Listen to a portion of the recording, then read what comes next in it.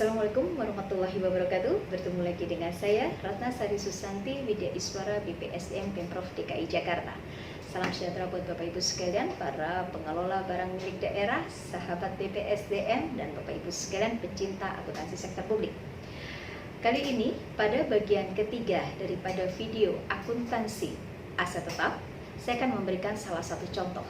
Apakah pengadaan suatu barang ini bisa kita kategorikan sebagai pengadaan aset tetap atau aset lainnya, atau aset apa?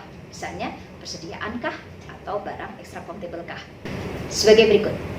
Dinas Pendidikan Pemerintah Provinsi DKI Jakarta membeli kalkulator hitung sebagai alat kantor dengan harga satuan Rp280.000 sebanyak 10 unit dengan total pembelian berarti nilainya Rp2.800.000.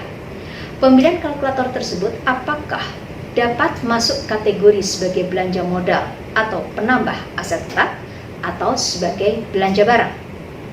Kita ingat kriteria pengadaan atau kriteria aset bisa dikategorikan sebagai aset tetap ada 4, maka kita harus jawab satu persatu. Apakah manfaat ekonomi barang yang dibeli tersebut lebih daripada 12 bulan? Jawabannya adalah ya. Yang kedua, barang tersebut yang dibeli adalah objek pemeliharaan atau barang tersebut memerlukan biaya atau ongkos untuk pemeliharaan? Apabila jawabannya ya. Selanjutnya, pertanyaan yang ketiga. Apakah barang tersebut atau aset tersebut tidak untuk dijual? Jawabannya ya, tidak untuk dijual. Maka yang terakhir adalah nilai rupiah pembelian barang apakah memenuhi batas kapitalisasi, di mana batasan minimal kapitalisasinya untuk alat kantor adalah senilai Rp750.000. Maka jawabannya adalah tidak.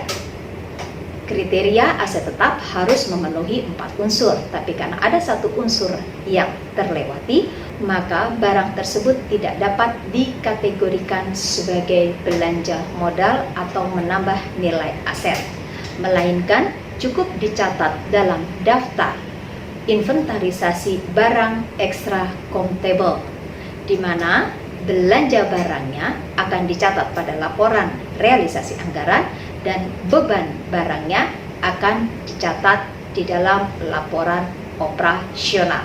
Contoh yang kedua adalah masih sama.